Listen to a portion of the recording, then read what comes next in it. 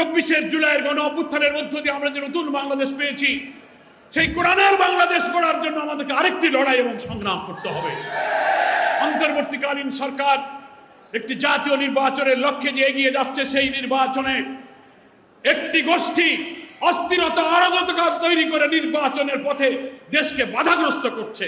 পৃথিবীতে, সমাজে, রাষ্ট্রে অপরাধ থেকে নাগরিকদের বাঁচানোর জন্য আইন শৃঙ্খলাকারী বাহিনী আছে, পুলিশ আছে, গোয়েন্দা আছে, এসবি, ডিবি, এনএসআই, ডিজিএফআই, নানান সংস্থা কাজ করে। অপরাধীদের অপরাধ তদন্ত করো, ধরো, গোপনে তথ্য নাও, পাকড়াও করো। কিন্তু তাকওয়া এমন একটা জিনিস, কোনো মুমিনের অন্তরে যদি খোদার ভয় থাকে, তার কোনো পুলিশ লাগে না, গোয়েন্দা লাগে না, র্যাব লাগে না। হৃদয়ের মধ্যে তার গোয়েন্দা থাকে, অন্তরের মধ্যে আল্লাহর ভয় থাকে। যেদিকেই তাকাই, পৃথিবীর কেউ না দেখুক, আমি যদি অন্যায় করি, হারাম করি, অপরাধ করি, আল্লাহু আলিমুল গায়ব, আল্লাহু আলিমু বিজাতিস সুদূর। গভীর রাত্রিতে কেউ নেই, আমি একটা মারাত্মক অপরাধ করছি, সবার চোখ ফাঁকি দিতে পারবো, কিন্তু আল্লাহর চোখ আমি ফাঁকি দিতে পারবো না। এই যে অনুভূতি, এই অনুভূতিটার নাম হচ্ছে তাকওয়া। স্ত্রী তোমার সামনে থাকবে, কিন্তু মনের কাম প্রবৃত্তি পূরণ করতে পারবে না। খাদ্য থাকবে, কিন্তু খেতে পারবে না। ক্ষুধার জ্বালা, পিপাসার কষ্ট সহ্য করে দেহ মনকে, পাশবিকতা, পশুত্বকে নিয়ন্ত্রণ করে, নফসানিয়াতকে নিয়ন্ত্রণ করে, শুধু আল্লাহরই কারণে, আল্লাহকেই ভয় একটা নির্দিষ্ট সময় পর্যন্ত বৈধ জিনিসকে ত্যাগ করে তুমি আল্লাহকে ভয় করে নিজেকে কষ্ট করে আল্লাহর হুকুম মানার একটা প্রশিক্ষণ তুমি এখান থেকে শিক্ষা গ্রহণ করো। তাহলে আমার ঘূর্ণিবৃত্তির চাহিদা, কাম প্রবৃত্তির চাহিদা, যা মানুষের সহজাত প্রবৃত্তি আল্লাহ সবার মধ্যে দিয়ে দিয়েছেন, সবার জন্য এটা চায়। কিন্তু বৈধ জিনিসকে 1 মাস নিষিদ্ধ করে দিয়ে আল্লাহ শিক্ষা দিচ্ছেন যে আমার কারণে, আমাকে ভয় করে, আমার শাস্তিকে ভয় করে, আমার হুকুম মানতে গিয়ে বৈধ জিনিসও তোমাকে ত্যাগ করতে হবে। আরাম তো ত্যাগ করবেই। বলে একদিন নয়, 30টা দিন যদি কোনো রোজাদার আল্লাহর আদেশ মানার এই ট্রেনিং দেয়, রোজার মাস চলে গেলে বাকি 11 মাসেও যে আল্লাহকে ভয় করে, ইফতারির 1 মিনিট আগেও আমি 1 গ্লাস পানি খাইলাম না, আপনার ইফতারির 5 মিনিট আগে 1 গ্লাস পানি খান। 10,000 করে টাকা দেবো, 1 লাখ টাকা দেবো, কেউ খাবেন? প্রচুর গরিব মানুষ পাবেন, অর্থ নেই, সম্পদ নেই, লক্ষ টাকা, কোটি টাকা দিলেও 1 মিনিট আগে আল্লাহর এই আদেশকে সে লঙ্ঘন করবেন না, কারণ আল্লাহকে সে ভয় করে। তাহলে রোজা এই ট্রেনিং দিচ্ছে যে তুমি আল্লাহকে ভয় করে আল্লাহর হারাম থেকে, নিষেধ থেকে বেঁচে থাকো।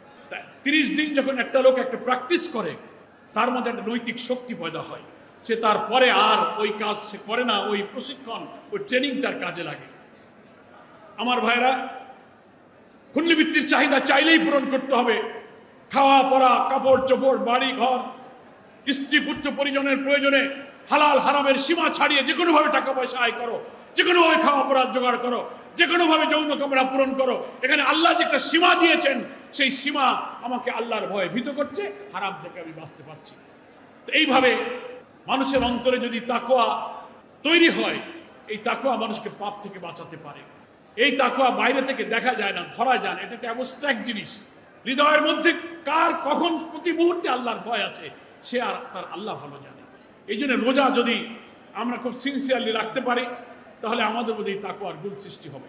আমার ভাইরা, এখন এই রোজা যদি তাকওয়া আমাকে দেয়, আল্লাহ কোরআনে বলেছেন যার অন্তরে খোদার ভয় আছে, ওমাইয়াত্তাকিল্লাহ ইয়াজআল লাহু মাখরাজাহু, অন্তরে আল্লাহর ভয় থাকলে দুনিয়ার সকল সংকট সমস্যা সমাধান হয়ে আল্লাহ তার জন্য সে সহজ করে দেবেন।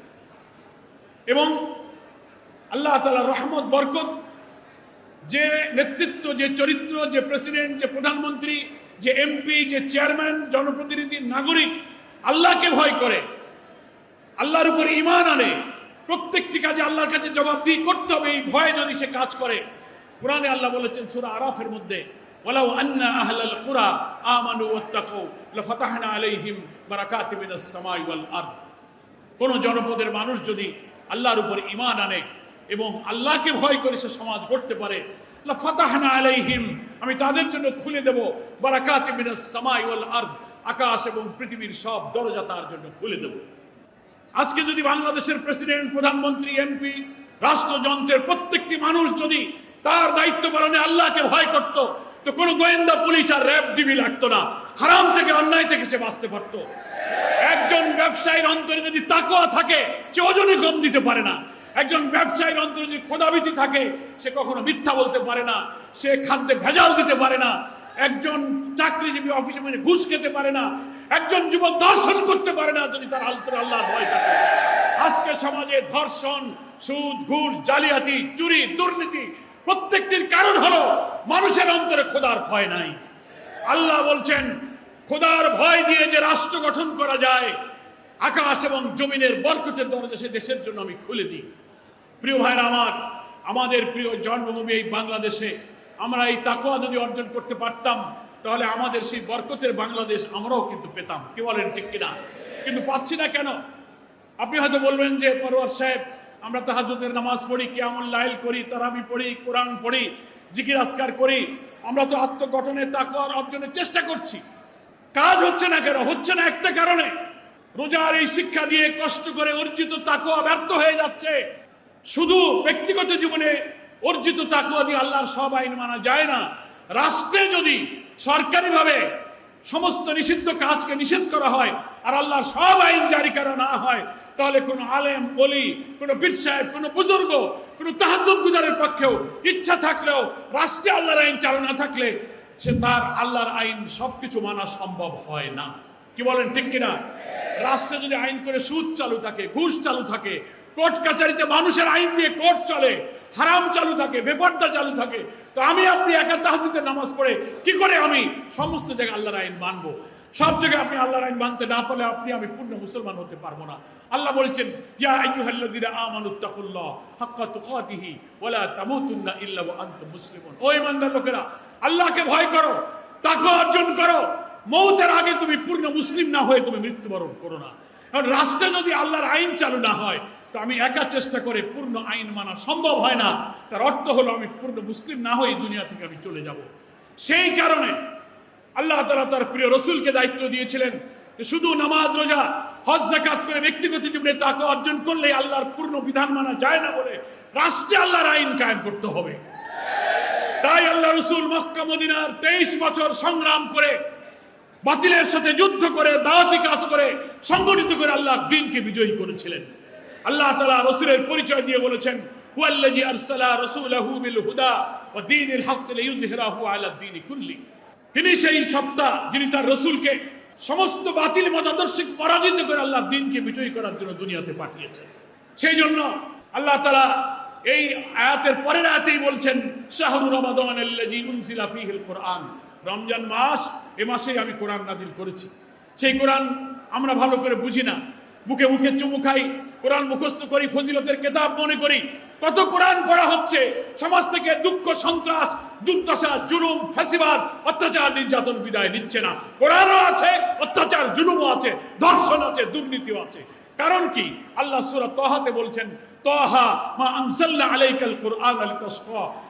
আমি তো এজন্য কোরআন নাজিল করি নাই যে কোরআনও তোমাদের মাঝে থাকবে, আবার তোমরা দুঃখ, কষ্ট, দুর্ভোগের মধ্যেও তোমরা থাকবে। তার অর্থ হলো কোরআন দিয়ে সমাজ চালু করে সমাজ থেকে দুর্নীতি, অত্যাচার দূর করতে হয়, তখনই অর্জিত তাকওয়া কাজে লাগিয়ে পূর্ণ মুসলিম হওয়া যায়। নাকি বলেন? আমি তাই বলতে চাই, আল্লাহ এই রমজানেই কোরআন নাজিল করেছেন যে রোজা রেখে তাকওয়া অর্জন করো। আর এই তাকওয়ার পূর্ণতা পাওয়া যায় না যদি কোরআনের শাসন জারি না থাকে। সেই জন্য হুদাল্লিন নাস, সমস্ত মানুষের জন্য way of life, code of life, constitution. হুদা অর্থ হচ্ছে আইন, বিধান, শাসনতন্ত্র।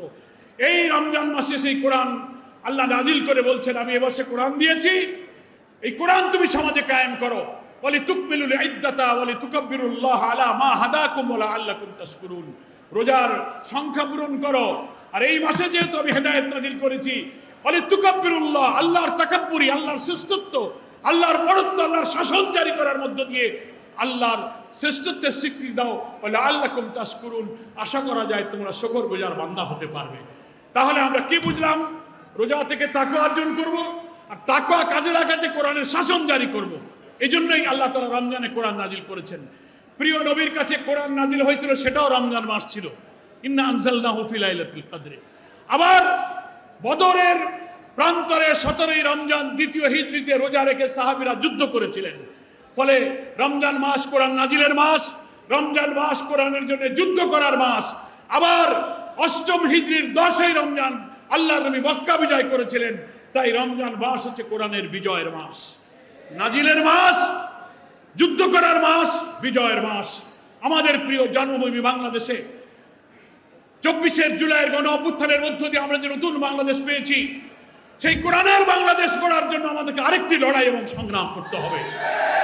অন্তর্বর্তীকালীন সরকার একটি জাতীয় নির্বাচনের লক্ষ্যে যে এগিয়ে যাচ্ছে, সেই নির্বাচনে একটি গোষ্ঠী অস্থিরতা, অরাজকতা তৈরি করে নির্বাচনের পথে দেশকে বাধাগ্রস্ত করছে। ফলে কোরআনের শাসনের জন্য এই অন্তর্বর্তীকালীন সরকারের এই সুন্দর সময়কে কাজে লাগিয়ে জামাত ইসলামী দেশবাসীকে নতুন বাংলাদেশের যে ডাক দিয়েছে, শোষণ, জুলুম, নিপীড়ন, ক্ষুধা, দারিদ্র্যমুক্ত বাংলাদেশ গড়ার জন্য আমাদেরকে কোরআনের বিপ্লব, বরকতময় বাংলাদেশ গঠন করতে হবে।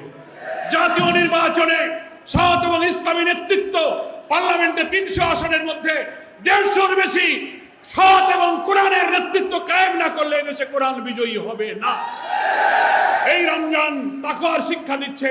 এই রমজান কোরআন পড়া, চর্চা করা, কোরআন শেখা, কোরআনের জন্য যুদ্ধ করা, কোরআনের বিজয়ের জন্য শিক্ষা দিচ্ছে। আসুন আমরা রাজনৈতিক সব প্রতিহিংসা, হানাহানি সবকিছুকে পিছনে ফেলে জাতীয় ঐক্যের মধ্য দিয়ে এই রমজানে তাকওয়ার শিক্ষা দিয়ে কোরআনের বাংলাদেশ গড়ার সংগ্রামে এগিয়ে যাই, সেই আহ্বান জানিয়ে আমি আপনাদের সকলের কাছ থেকে বিদায় নিচ্ছি। ওমা তৌফিকি ইল্লা বিল্লাহ। আসসালামু আলাইকুম ওয়া রাহমাতুল্লাহি ওয়া বারাকাতুহু।